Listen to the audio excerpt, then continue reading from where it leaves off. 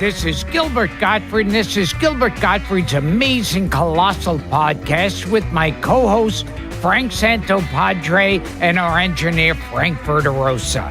Our guest this week is a singer, composer, Grammy-nominated recording artist, classically trained pianist, one of the most gifted and prolific and frequently covered songwriters of the century. A genuine rock and roll pioneer.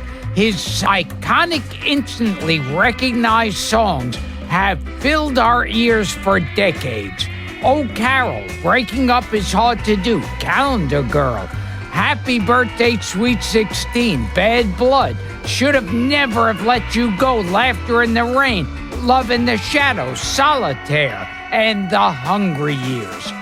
He's also written dozens of hits for other recording artists, including Connie Francis' hit, Where the Boys Are, and the Captain and Tennille smash hit, Love Will Keep Us Together.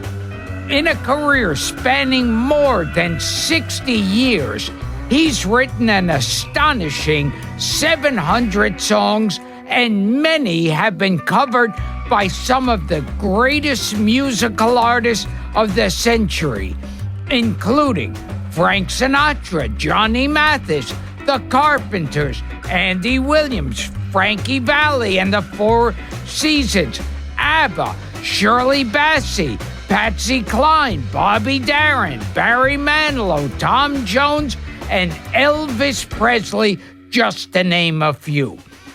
You want more from the man?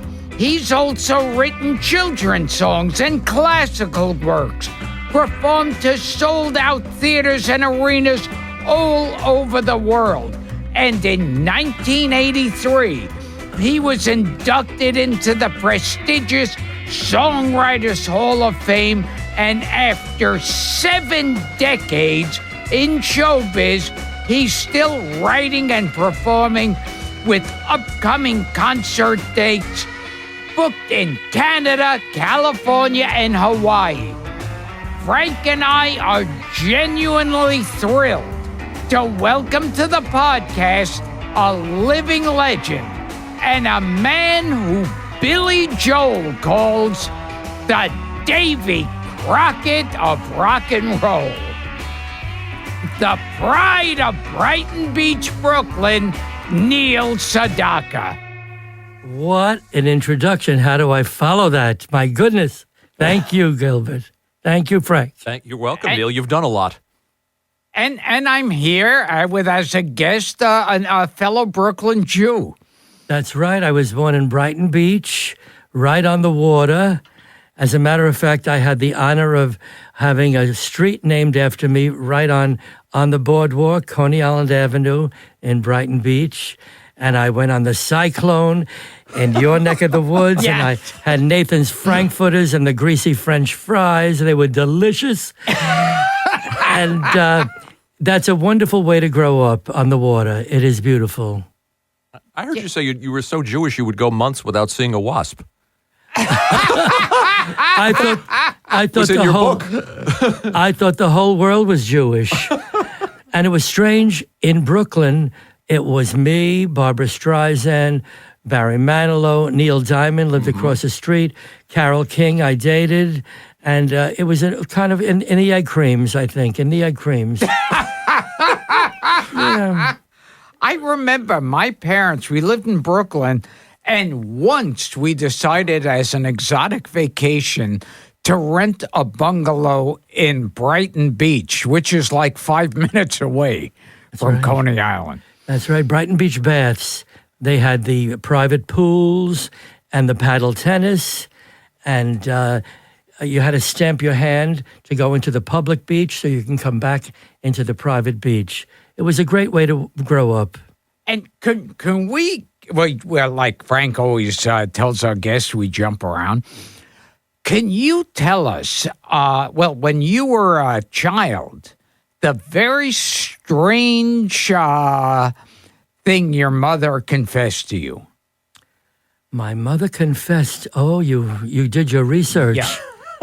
First time a guest has ever said that It's the to me. first time he's done his research, Neil. You should be honored. Shall I say it all? Yes, You can yes. tell it if you want. My mother had a lover, and she asked my sister and I if it was okay.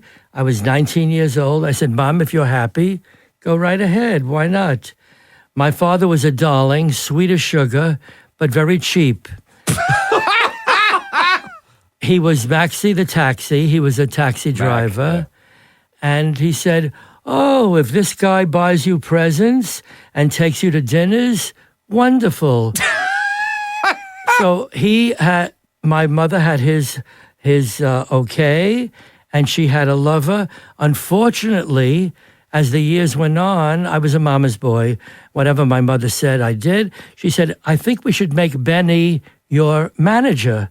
And Benny was an air conditioning salesman. He knew nothing about show business. And the career went down the hill, and all the furs and the jewels that I thought he was buying, I was buying.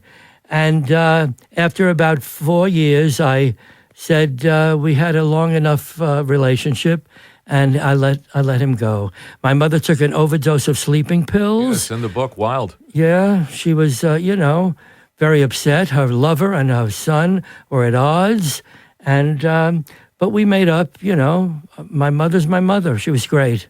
Sure. One of my favorite parts of the book is how idyllic you describe growing up in Brooklyn, which you guys were just touching upon, with the egg creams and the doo-wop groups, and the way you describe Brighton Beach. I mean, it sounds like a wonderful getaway. Stoop ball and stickball and fireworks, and the town turned into an ocean resort, and you had the Dodgers. Your dad would take you to the Ebbets Field to see the 60 Dodgers. cents at Ebbets Field in the bleachers. Yeah. Jackie Robinson and Roy Campanella. Sure. Gil Hodges. It sounds like a wonderful way to grow up. Now, when I was growing up in Crown Heights, that was after Coney Island. To me, Ebbets Field, it was so weird whenever they say, oh, the great baseball place, Ebbets Field. And to me, it was like this scrappy housing development. I know, but it was a historical place. Yes. That was the project. It was. You grew up with women. You grew up with, let's just say in the book, 7 women taking care of you. I lived in a 2-bedroom apartment in Brighton Beach with 11 people. Yeah. My mother, my father, my sister, my grandparents, and my father's 5 sisters. 1 bathroom. One by one, the sisters got married, and it was me and my sister, who I adored, and my mother and father. And it was I was babied, and I was the special kid. Right. You described them as happy years. Very happy. Yeah. And you said, I think in the 2nd grade, it was a very observant teacher. Yes, Mrs. Glantz. Oh, Mrs. Glantz. Evelyn Glantz. I have her here. I was in 2nd grade, and she conducted the choir. And for some reason or other, she saw that I had some musical ability at 8 years old, and she put me in front of the choir, and I conducted the choir. And she convinced my parents to buy a piano, and we couldn't afford a piano. So my mother took a job at A&S department store as a sales lady. And after she made $500, she bought me a secondhand upright piano. And I studied with Murray Newman, who was a teacher in Brighton Beach for 1 year. And he said, I can't teach him anymore. He's a genius. Let's, try you out for the Juilliard Prep School. So I got a scholarship for the prep school as a pianist and went there from 9 years old to 17, and then 2 years to the Juilliard College, studying to be a concert pianist. But there was no money in it. There was no. I was going to ask you that question later, if that was something you ever entertained. My mother said, you're going to be a rock and roller? And after the first hit, she got used to it. I bought her the Ming Stole. She called it the Hadassah Tallis. And she said, I think you should continue with this rock and roll. You got used to it fast. I like it. When you first heard music, which I found fascinating too in your story, that was your grandma's Turkish records, which you had absolutely no interest in. My grandparents came from Istanbul, Turkey, moved to Lower East Side in New York, and when they had friends over, they played these weird Turkish music, and it scared the shit out of me. I locked myself in the bathroom because I heard this crazy music. And my mother tells me that when I was an infant, I wouldn't eat until the radio was playing music. Wow. So Neil Sedaka's introduction to music was his first reaction was to run and lock himself in the bathroom. In the bathroom. Yeah, that's good press. Would you remember enough to play any segment of the Turkish music? Oh, my God. İş kadar da giderken de bedejamu. İş kadar da giderken al de bedejamu. That's all I can remember. Wow! That's all I can remember. Not bad. 75 years later. Too high. İş kadar da... So your aunt started bringing home American records, yes, and everything placas. changed. My Aunt Molly used to take me to the movies, Oceana Theater, and Doris Day, my God, my favorite. And she bought placas because they spoke Spanish. The Sephardic Jews spoke Spanish. So yo puedo hablar muchas palabras en español. And she introduced me to American records, Les Paul and Mary Ford. I listened to, what's his name, Martin Block's hits of the Make-Believe Ballroom. Sure. I heard Les Paul and Mary Ford, Doris Day. I heard Rosemary Clooney. Patty Page. All that stuff. Yes. Yeah. And the multiple voices. I loved when they sang with themselves. I loved harmony singing. Because I started a group in Lincoln called the Tokens, which was a doo-wop group. Yep. And I loved harmony singing. I learned it from listening to those people. How many languages do you speak? I can only speak Spanish and English, but I sang in 6 languages. I was the first American rock and roller to go to all of the foreign countries because Elvis didn't go there. And I went to Japan. They thought I was Japanese because of the name Sedaka. Love that. And there was a big poster of me on the Ginza Strip with slanted eyes. Oh, jeez. Because the people didn't see me. They heard the name, and they thought I was an American-born Japanese. Okay, I have to put you on the spot again. Can you sing anything in Japanese right now? Oh, my God, I can't. Oh, okay. Can you, Gilbert? I can't. You stumped me. Oh, my God. So tell us about, Gilbert will love this. You auditioned for Arthur Godfrey's Talent Scouts?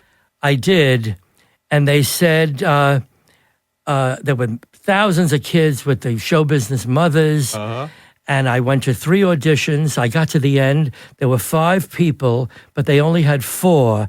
Godfrey used to have a Christmas show with children, and there were 4 left, and they said, they called up my mother and said, he's very good, but can he play with his elbows? Because we want something unusual, gimmicky. Something gimmicky. I played...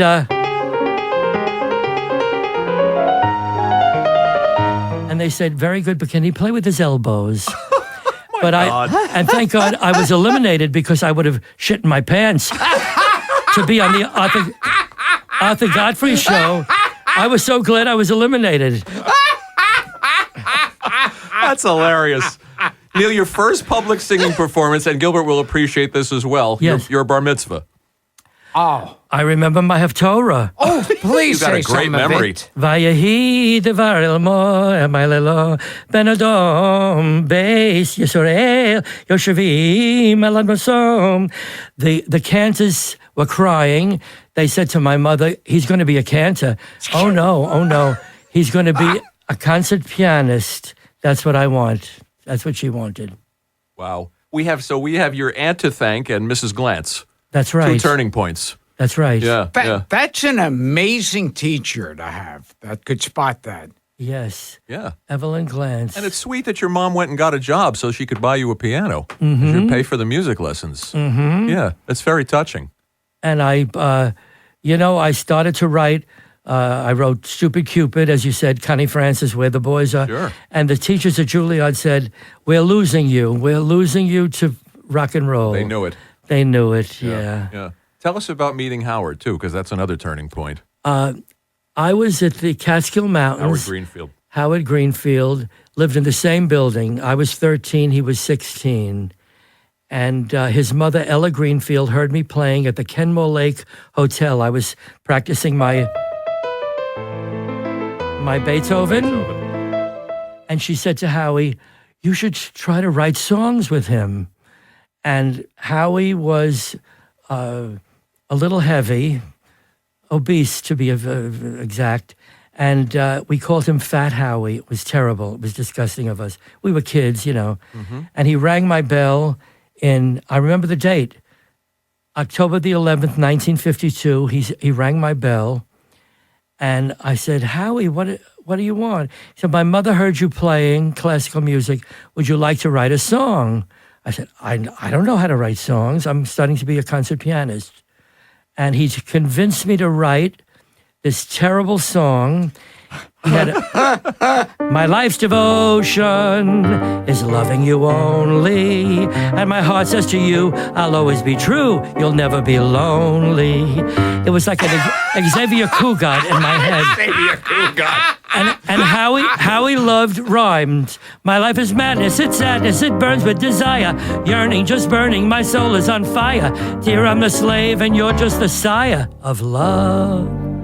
And we wrote the song, and I heard my voice on his tape recorder. He had a wire recorder. It was before tape. Wow. A wire recorder. And I heard my voice. I said, not bad. But the song stinks. The song stinks.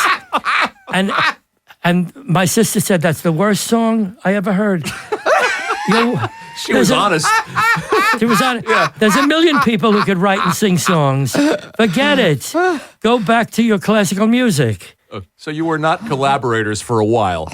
We did start writing. He came back, and the songs got a little better. Okay. A little better. And kids in school, there was a ballyhoo shows. They would sing our first songs, and they got a little bit better, not much. But then I went to Atlantic Records. I rode the subway from Brighton Beach to 57th Street, and Ahmet Ertegun and Jerry Wexler were the presidents of Atlantic Records. Sure. And I sold 3 songs to the Cardinals, the Clovers, the Cookies. I had 2 R&B hits at 16 years old. Amazing. I had Clyde McPhatter, Since You've Been Gone, and I Waited Too Long by Laverne Baker. So I was a full-fledged songwriter. I said, what about my voice? Why don't you record my voice? They said, it's a little weird. Who said it was a little weird? Jerry Wexler. He did. But God rest his soul. Before he died, he called me up. He said, I kicked myself in the shins for not signing you as a singer. I like that. Wow. And how did you wind up in the Brill Building? I went to school with Mort Schumann, who was a great writer for Elvis and the Drifters. He wrote with Doc Pomus. And Howie and I were trying to sell songs to Hill and Range Music at 1619, which was the older writers. And we were turned down. And Mort Schumann said, across the street are young publishers looking for young writers. So we went in, Al Nevins and Don Kirshner, Alden Music. Alden Music, sure. And we went in and we played our songs. They said, where did you steal these songs? Because we were pizzolers. We were little kids. I played Stupid Cupid, you're a real mean guy. Like to clip you. And Donnie Kirshner said, I know Connie Francis. I said, Connie Francis? She had the #1 record, sure. Who's Sorry Now? And he took me to her house, and I played all my best ballads, and she was bored to death. And then I played Stupid Cupid 8 bars. She said, that's my next record. because at that time in 1958, a girl didn't sing rock and roll. So she took Stupid Cupid and went to the top 15. Now, the Brill Another turning Building, point. I heard that wasn't a place where you waited for your muse to hit or woke up with a melody in your head. It was like, if you want to get paid, we want this many hit songs a week. It was a great training. We had an office with a piano and a desk. And we went in 5 days a week. You and Howie. Me and Howie. Yeah. 10 in the morning till 5 in the afternoon, 5 days a week. It was a great way to learn the craft. And the next room was Carol King and Jerry Goffin, and then Barry Mann and Cynthia Weil. Sure. And, oh, my God. And it was Jack Keller. Hank Hunter. And it was great competition. The best song won, and you got the Righteous Brothers or the Chiffons, and it was great. It was great, but it was good competition. Did you guys meet during the day and schmooze and talk? What are you working on? Exchange ideas? Absolutely, just like the Carol show. Absolutely. And at the end of the day, we went into the red piano. Al Nevins had a beautiful red piano, and we would play our songs. And the Chiffons were up for a new record. They had just had He's So Fine, and I played mine. The kids are singing now, happy birthday, sweet 16. And so I smile and say, I thought it was great. And then Carol came up and sang on the red piano. Let me think, what was that song? She won it anyway. She won she got the follow-up to He's So Fine. I think it was called One Fine Day. One Fine Day. Not as good as mine.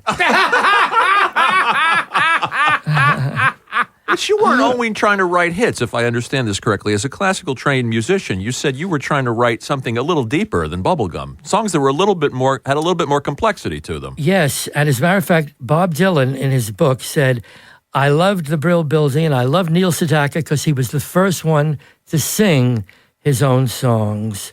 And I considered Callan's a Girl and Breaking Up Is Hard to Do and Stairway to Heaven as Balabatish songs. They were not bubblegum songs. Sure. They were well written. Howie Greenfield was a marvelous lyricist. He was absolutely great. And it took me a while to get the confidence to write my own lyrics. And Johnny Mercer said the most smart thing. He said, it takes great talent to write a melody, but it takes great courage to write a lyric. And he was so right. Wow. It took me a couple of years to get the courage. And to make sure you wrote hit songs, you actually studied songs. Like every song that was a hit, you figured out. Donnie Kershaw said, write another Little Darlin'. You got to write a Little Darlin'. No problem. Without stealing it. And we know Little Darlin'. Little Darlin'. Oh, Carol, I am but a fool. And I was dating Carole King, so it was very meaningful to me. And RCA was dropping me. After The Diary, my first hit, I had 2 flops, and they said, we're letting you go. I said, oh, give me another chance, give me another chance. And I wrote Oh, Carol, which sold 3 million records. Yeah. Yeah. Nice bounce back. Nice bounce back. I knew Len Maxwell, by the way, a name that turned up in your book. You're kidding. Yeah, I knew him. Yeah. I was working at the Lake Tarleton Club in New Hampshire. He was a great comedian. Yeah. Do you know Len Maxwell, Gil? Oh, He's a comedian. Yeah. Wait a minute. He heard me playing. Was he the voiceover guy? Yes. Yeah. Yes, absolutely. He was my first manager. How about a great Hawaiian? How would you like a Hawaiian Punch? He was the voice of the Hawaiian Punch. Yes. He was the voice in the Woody Allen picture. Yeah. What's Up, Tiger Lily? Very talented. A lovely man. I was working in Lake Tarleton Club with a band. I was 16, 17 years old. And he heard me. He said, you could be a star. You're writing these songs. And he took me on the Milt Grant show in Baltimore. He took me on the Buddy Dean show in Baltimore. And he was my first manager. Very clever. I used to see him at the Improv all the time. He'd hang out. Mm-hmm. And he was one of those guys he did a zillion character voices. He did. Great voice guy. And I said, do you ever talk in your own voice? And he says, I have about 10 my own voices. So I'd have like 10 voices that sounded perfectly normal. And he was that good at it. He was marvelous. He introduced you to Phil Ramone? He introduced me to Phil Ramone. I did some demos, and Phil Ramone added instruments to them.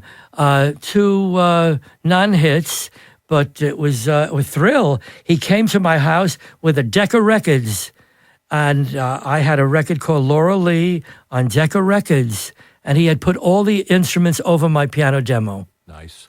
And then he wanted money. He called my mother and he said, Neil has a record, a hit, The Diary. Where's my money? And my mother said, what? Who? Who are you? I love that you're still doing Diary in concert. So my wife and I, as I told you, saw you Sunday. How I'd like to look into that little book.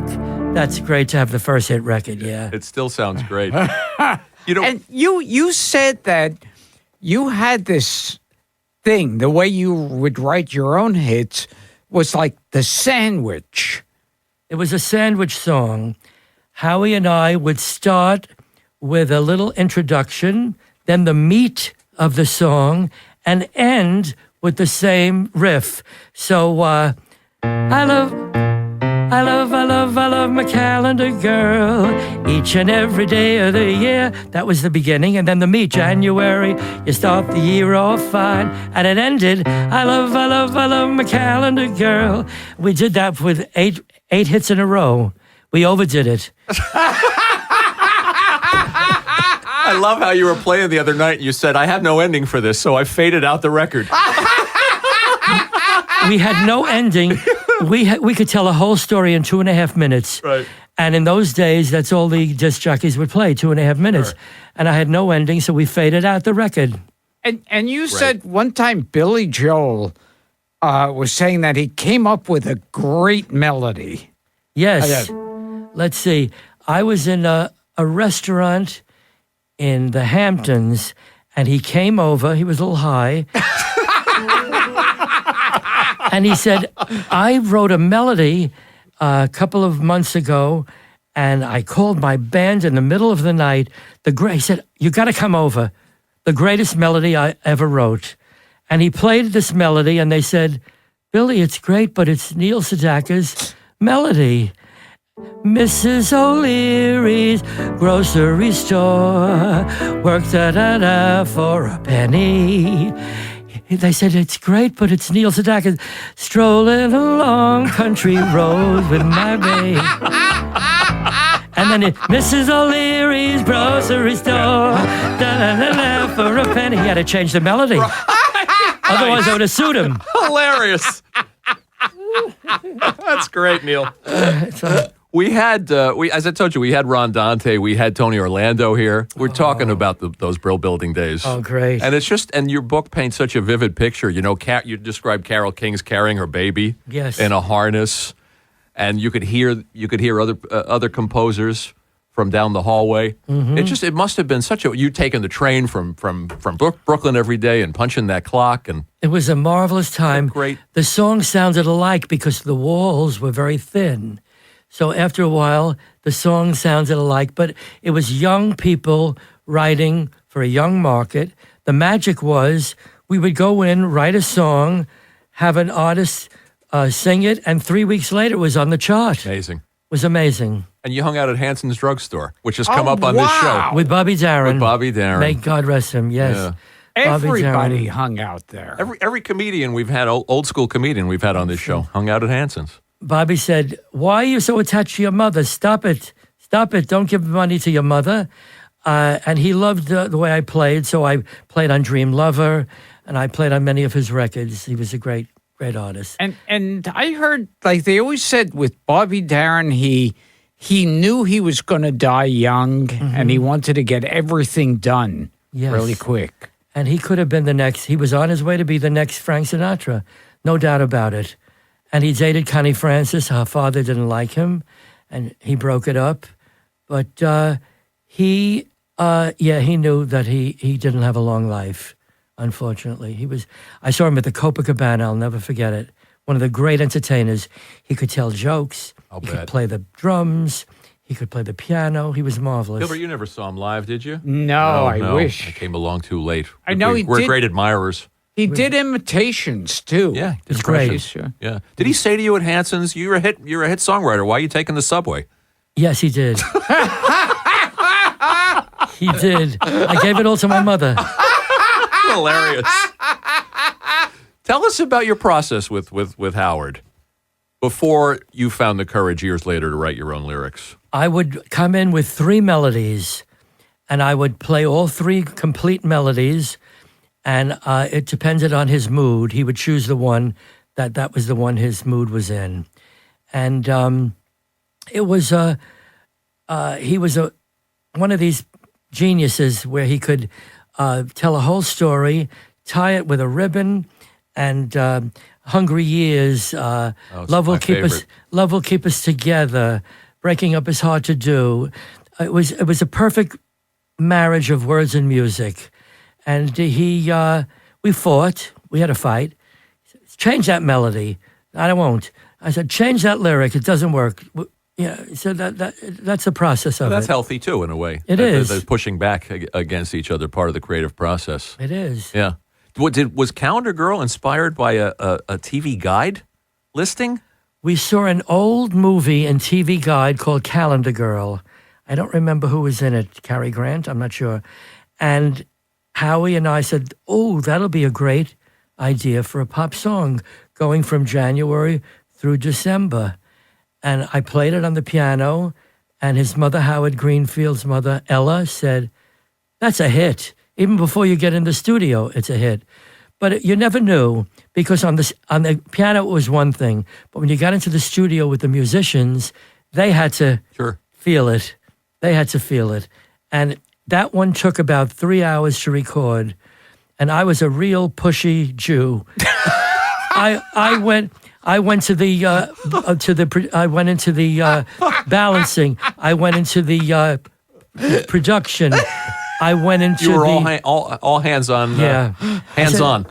I said I can't hear the months of the year. I can't hear the month, and I was every step of the way. Yeah. I have to share with our listeners, Neil, too, that I was saying before. My wife and I saw you Sunday night at Westbury Music Fair. You were wonderful. Thank you. But when you played Calendar Girl and you took a break, you left the stage for a minute. You put up that wonderful video, which is possibly the first music video.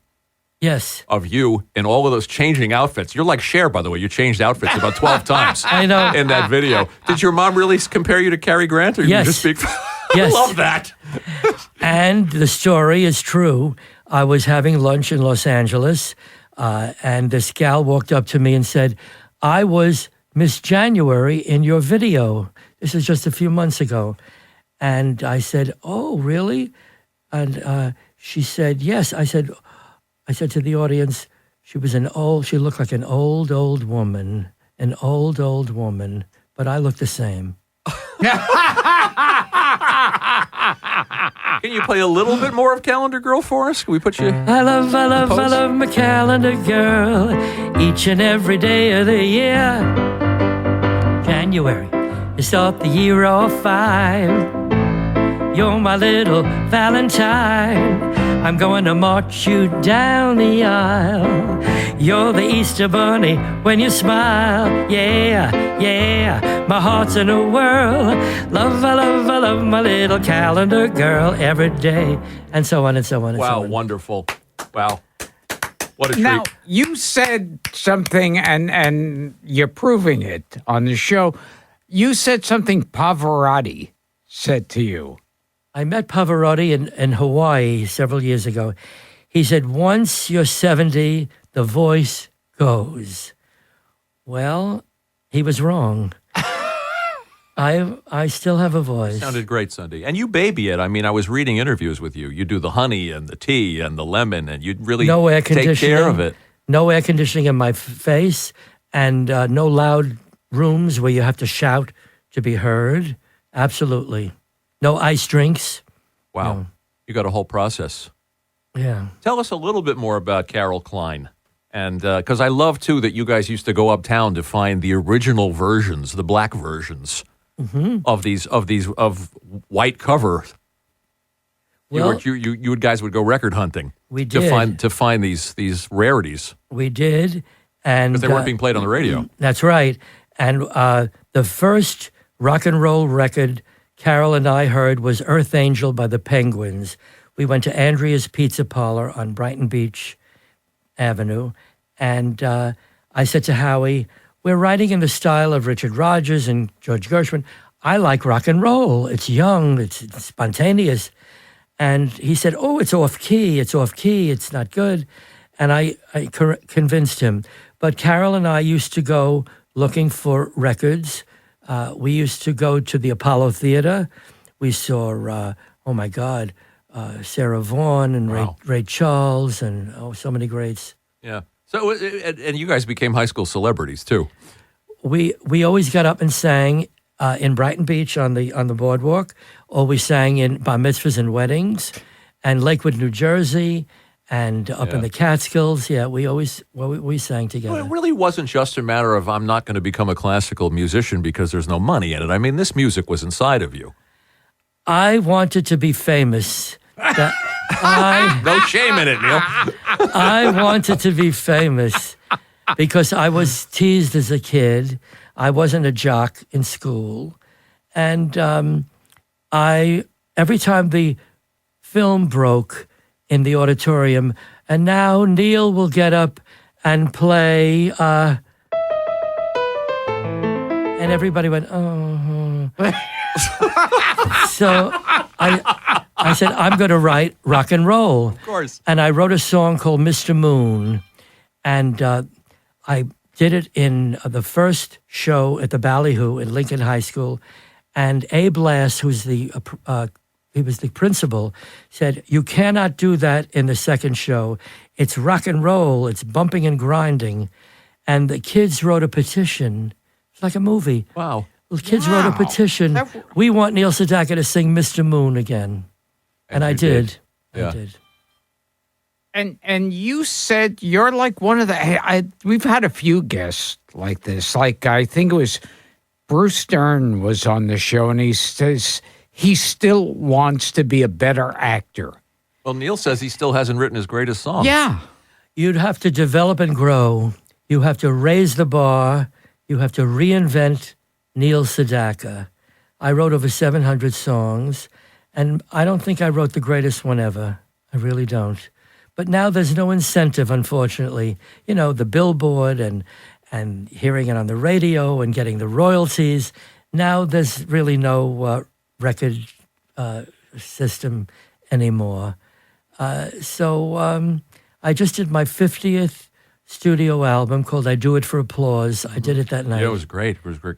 Thank you. Yeah. Thank you. Yeah, really wonderful. So let's talk about that string of hits leading up to 63, the dreaded 1963. But you had a run of hits.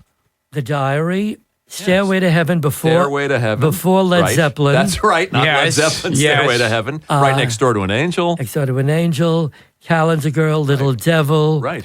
Stupid Cupid. Stupid Cupid. Yeah. Yeah, it was a great run. A really wonderful run. Breaking Up is hard to do, obviously. And then 63, the Beatles came in, and I was finished. Yeah, they didn't want any more solo American singers. And people would say, didn't you used to be Neil Sedaka? Whatever happened to you? And I waited. I knew there were more hits in me, and I waited for the 70s. Cat Stevens, Joni Mitchell. The singer-songwriter. Singer-songwriter. Yeah. And Carol had Tapestry. I said, I can do that. And I went to Elton John. Actually, I was touring in England, and Elton John was a fan. And he said, I'm going to make you a star again.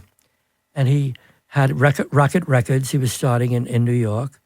And another turning point. He said, what do you have? And I played him, strolling along country roads. He said, I'm going to make that number one. And he did, thanks to him. Yeah. And it seemed like America had given up on the American singers, but England still wanted to hear That's them. right. They were very faithful to the American original rock and rollers. They loved Had the an appreciation for those guys, for Chubby Checker and Chuck Yes. Berry and yes, all of those people. Absolutely. And yourself and Little Richard. yeah. Paul McCartney said to me, we used to want to write like the Brill Building. We wanted to write like Neil and Howie and Carol and Jerry. That's what they were raised that way. Elton John. I met Mick Jagger. He said, the first record I bought was I Go Ape. I go ape every time I see you smile. I'm a ding-dong gorilla. Carry on, caveman style. Funny. We had those 45s in the house, Neil. Yeah. So you had dealings with the Beatles later on. Later on, we had parties. Elton had parties for us, and Paul McCartney was there, John Lennon, and I wrote a song dedicated to John Lennon called "The Immigrant," Oh, It's a favorite. which was a top 20 hit, and it's strange. I wrote it with Phil Cody in 1976, and it's more relevant I was today going to say, than it has ever been. it really is. can I bother you for that? Oh, it's beautiful. Harbors open their arms to the young searching foreigner. Come to live in the light of the beacon of liberty. The chorus is, there was a time when strangers were welcome here. Music would play, they tell me the days were sweet and clear. It was a sweeter tune, and there was so much room that people could come from everywhere. It became It's really... on this wonderful DVD. Yes. The show goes on. Yeah, John was flattered that you Yes, that we you were on dedicated that to WNEW. him. We did an interview together. He said, people always called me to say ask for a favor. And he said, Neil Sedaka, you called me and said you dedicated a song to me. He was having trouble getting a green card because of the drugs. Sure. I remember those days too. I remember when EJ the DJ, when Elton would DJ on local stations, and he played the hell out of your records. Yeah, but I want to go back to '63 too, and I was saying this to Gilbert. You're very funny on stage, and when you introduced the Beatle thing, when you introduced 1963, you said, and then the Beatles came, and then your face dropped, and you went, not good. The crash to the bottom, as you call it in the book. But I like a lot of the songs that you were writing. You were using that time to write for other people. Puppet Man. Yes, working on a groovy thing. Yeah, and Rainy Jane. Some of my favorite Neil Sedaka songs you wrote during that period. Thank you. So you were certainly making the best of a difficult situation. Peggy Lee, Andy Williams. Amarillo, which was the biggest single in English history. Yeah. It's a great song. It wasn't even a hit in Amarillo, Texas. And you've kept up on like current songwriters and singers. I think you have to bounce off each other. Talented people get inspiration from others. You bounce off each other when you hear a great piece of work. Absolutely. One of the things that's fascinating about the book, obviously, is the journey. Is all of this wonderful success followed by what you describe? Like I said, there's a chapter in the book you call The Crash to the Bottom. And then, your ambition, it's inspiring. How you are determined, you are hell-bent to get back to that mountaintop. Anyone else would have quit. I was off the charts 11, 12 years. Anybody else would have quit. But I knew that there were more stuff in me. I knew that I could emulate the culture of the time. As you said, Gilbert, you hear people, you say, well, I could be like Gordon Lightfoot or Cat Stevens, and you emulate it. Mm-hmm. Yeah. I mean, and I have to ask you about the first comeback album, if I may, Emergence. My favorite. Yeah, which is a terrific record and shows your love of the movies, I might add. Silent movies. Yeah, there's a song, Gilbert, which is a tribute to Chaplin and Keaton. Oh, geez. And Laurel and Hardy. Okay, okay. I can't play it now. But it was inspiring to see that. Howie Greenfield, he was great. Wow. Yeah. It's an unusual record. I can't remember it offhand. What are your memories of going to the movies as a child? I loved the Lana Turner, Betty Grable, Betty Davis, Joan Crawford. I loved the sad movies, the romantic movies. Tearjerkers. Tearjerkers. Yeah. A good cry. A good Douglas Sirk movie. Imitation of Life. Oh, did I cry? I saw it 5 times. I cried. That's a good one. Mahalia Jackson sang at the funeral. That's I a cried. reaper. Oh, my God. Did you meet the great Richard Rodgers right around this period? I was a friend of Mary Rodgers, Richard Rodgers' daughter. We had homes up in Merriwell Park. And she said, when she heard the Emergence album, she said, you have to meet my father, Richard Rodgers. And I was very nervous. I got my best suit on. He had an office on Madison Avenue in the 50s. And I went in and I played songs. He said, get away from the piano. That's too easy for you. Bring me a project. Bring me a story, and we'll write a show together. And I said, oh, my God. And I was very involved in my career, doing concerts. I didn't know theater. Were you tempted at least? I was a schmuck. I was a real schmuck. I should have come up with a project. Yeah. How about that? Yeah. What a guy to have to be a fan of. What a to thrill. be a fan of yours. What a thrill. Yeah. And now you've won loads of awards over the years, but you don't really look too highly on awards. Well, it's nice to get them, but you have to look forward. I have a star on the Hollywood Walk of Fame, and I'm in the Songwriters Hall of Fame, and I have a street named after me. You just got an honorary doctorate? I did. Yes, I wore the cap and the gown. Yes. Moravian College. Very impressive. In Bethlehem, Pennsylvania. I was very, very excited because I really never finished Juilliard. I only went 3 years to the college. But I went back to my roots. I started writing again, for the first time, classical music. I wrote a piano concerto called Manhattan Intermezzo, and it was just recorded by Jeffrey Beagle, a great concert pianist. And I wrote my first symphony called Joie de Vivre, Joy of Life. My piano concerto is...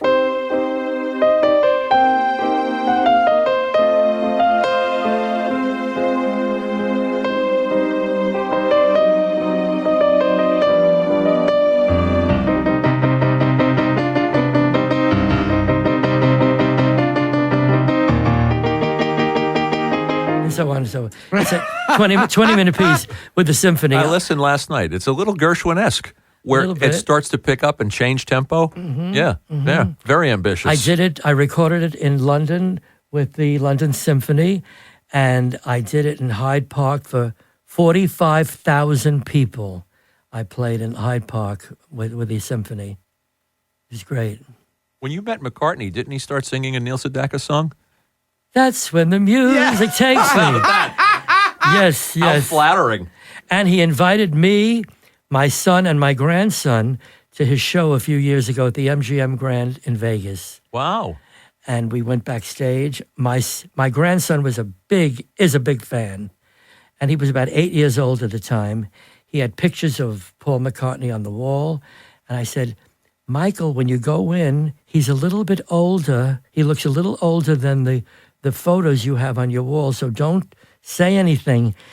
And he afterwards he said, Papa, my heart was going boop, boop, boop, boop, boop, boop. Paul McCartney, I met Paul McCartney. And Paul couldn't be sweeter. He was just lovely, just a lovely guy. You willing to forgive him now, Neil? Yes. Yes. For 63? And Yes. it's interesting that the Beatles kind of ended your career for a while, and they were influenced And by fans. you. I think And so. Sedaka fans. Well, we were the pioneers. Who was it? Elvis and Buddy Holly and Roy Orbison. I was very lucky to be part of that group. Tell us about meeting Elvis in '76, since you brought it up. He invited Lieber and I to the show, and Your wife, Liebe. my wife Lieber, and we went backstage, and he gave Lieber a scarf. He said, I think this will match your outfit. She still has the scarf.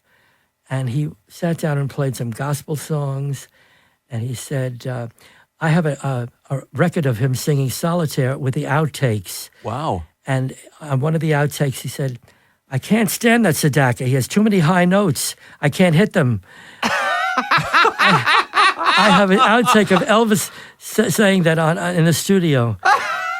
Yeah. One of my favorite parts of the show Sunday was when you took the audience through the process of writing a song, in particular, Love Will Keep Us Together. Yes, I start with a beat because I was from Dick Clark's American Bandstand. You had a beat. Had to have a beat to dance to it. You have to dance. I give it a 92. I love it.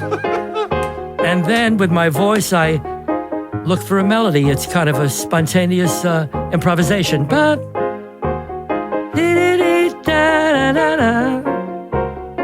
And the melody comes from listening to singers.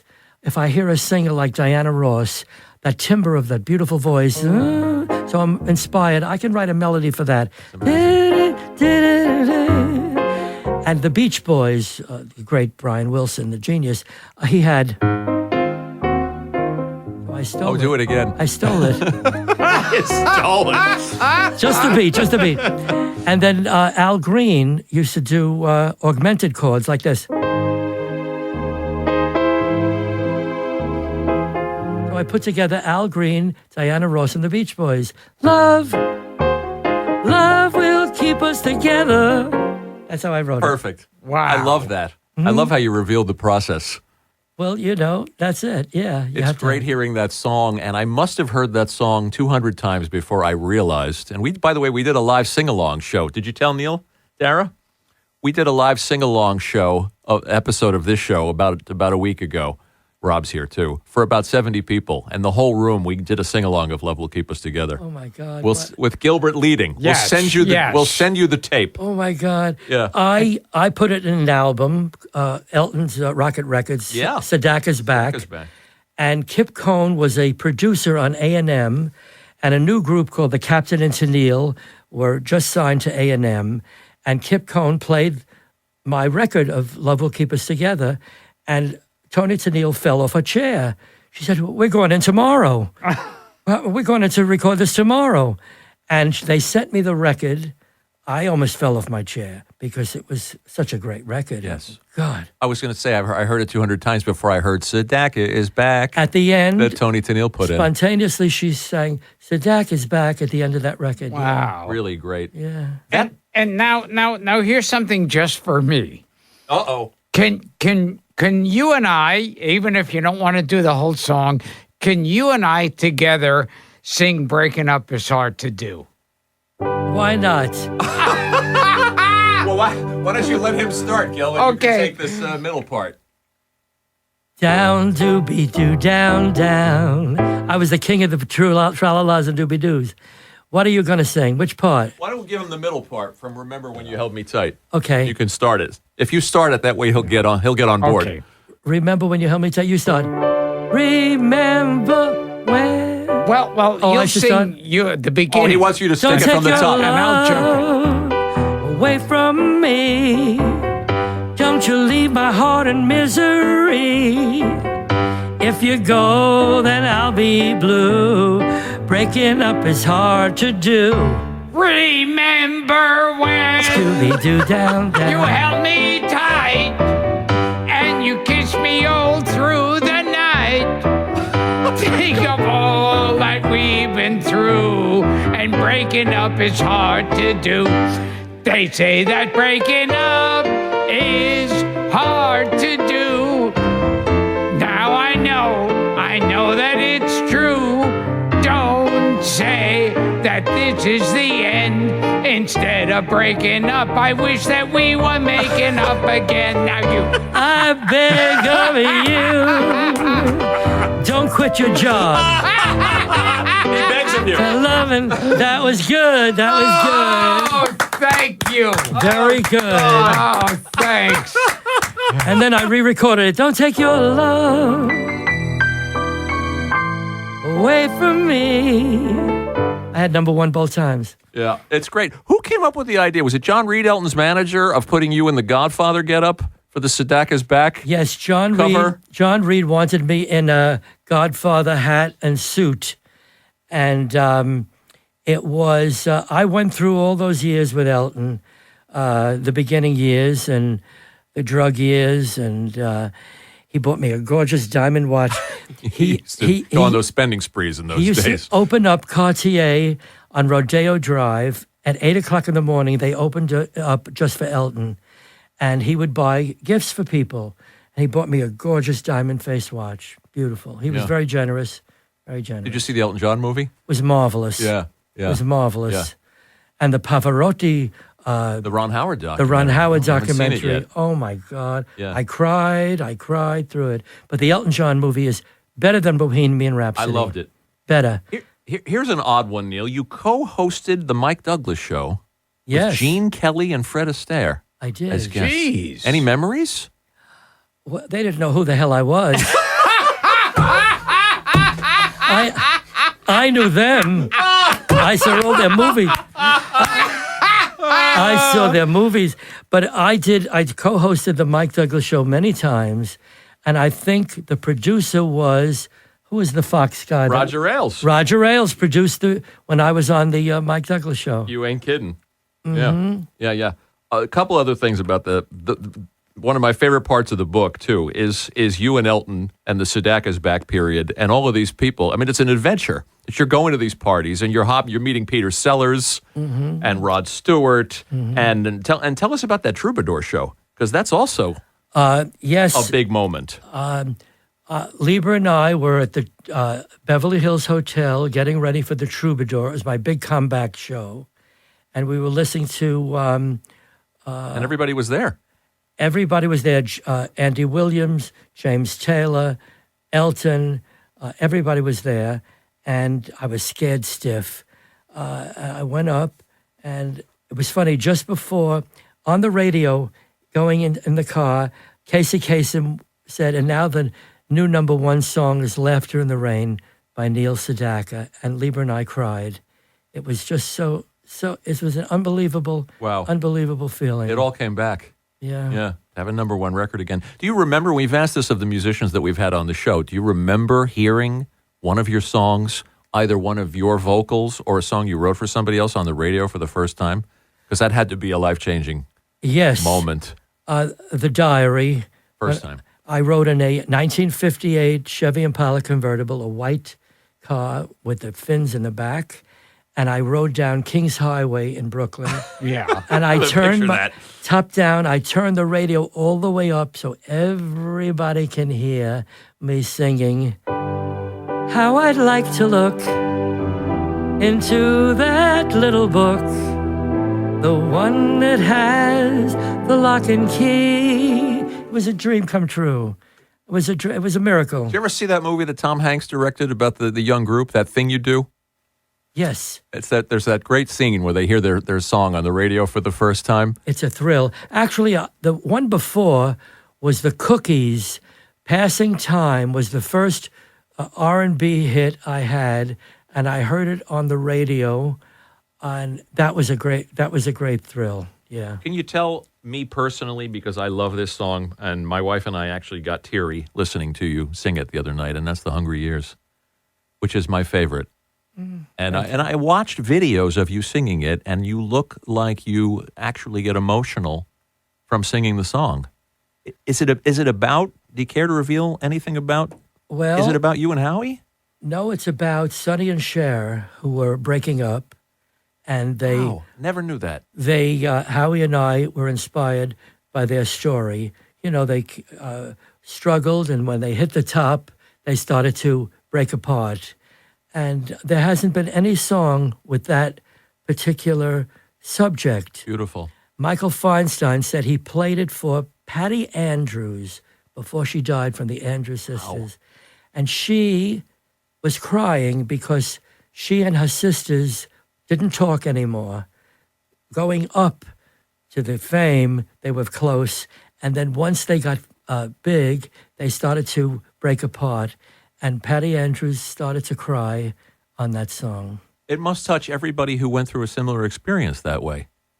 Yes, I remember finishing it with Howie, and he brought in his partner, Tori, and I brought in Lieber into the room, and we sang The Hungry Years. There wasn't a dry eye. And fair to say that you and Howie also, I mean, it could almost be about you guys. You had hungry years.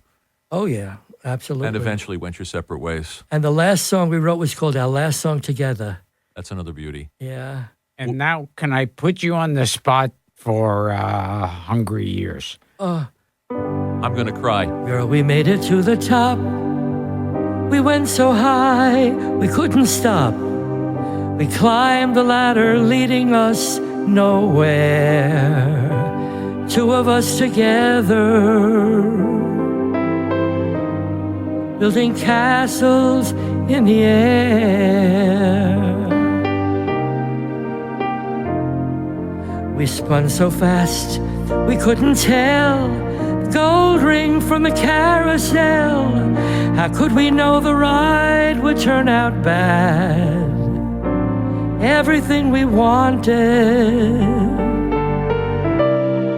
was everything we had. I miss the hungry years, the once upon a time, lovely long ago. We didn't have a dime. Those days of me and you, we lost along the way, and so on and so forth and so on and so on. Fantastic. Wow. You sound wonderul. You sound better than ever. Well, Pavarotti was wrong. He was wrong, damn him. And you underrated as a singer. And that song was covered by everybody. By Rita Coolidge, by Engelbert, by Andy Williams, by Johnny Mathis, Peggy Lee. Beautiful. Now, you say, far be it for me to disagree with the maestro, but you say you haven't written your best song. And I think that one's going to be hard to top. Maybe. I'm going more now for the classical music because it's more challenging. You have more creative freedom when you write a classical piece. The changes, the chords, the form.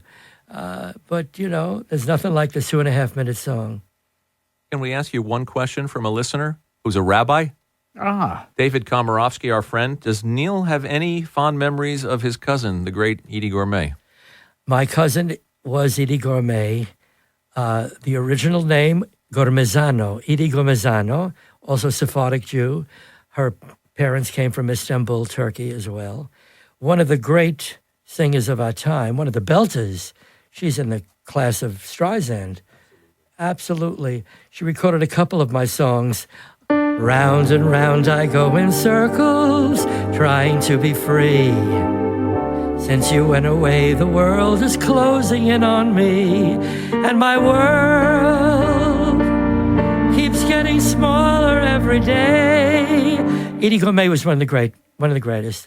And when she passed away, Steve and I cried and reminisced. And yes, we were very sad to hear the recent news about Steve. Yes. We've tried to get him here since we started this damn thing in 2014. Oh, one of the great male voices, absolutely. And a wonderful raconteur. Funny. A great storyteller and funny. And yes, we're very sad. I'm sorry to hear that. And I think Frank Sinatra admired Steve Lawrence's singing. Absolutely. I think besides Sinatra, Tony Bennett, Vic Damone was the greatest technical singer, and Steve Lawrence was another great technical, beautiful singer. Yeah, he could do anything. Yeah. One last question from a guest. You might enjoy this one from Paul Byrne. Given that Neil seems like a very nice, perfectly pleasant fellow, what's the most rock and roll thing he's ever done?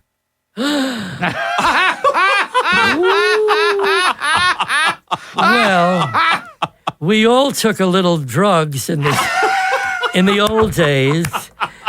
We did a little here. And Andy Warhol and me and Liza would go into Studio 54. A little toot here and there. Wow. And then I got some grass from. I'm loving this. I got some grass from VG's. Barry Gibb That must have been good grass. gave me some grass. He said, try writing a song on the grass. And he was correct because I came up with something great. But the next morning, when you listen to it was shit.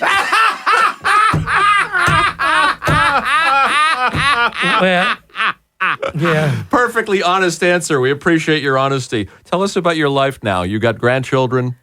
They call you Papa Neil. I heard you say the other night. I have twin girls, 16, and a boy, 13. I'm Papa Neil, and I did an album called Waking Up Is Hard to Do because they wanted me to change the words to be child-friendly. Yeah, kid songs. Yeah. Kids song. They sang the doo-wop vocals. They were 8, 9 years old. And then I said, I'm going to write a book. And I wrote a children's book called Dinosaur Pet, which was number 3 on the New York Times bestseller. 1 and 2. I remember that's the first time we met. You were on the Joy Behar show plugging that book. That's right. Yes. Number 1 and 2 of 50 Shades of Grey.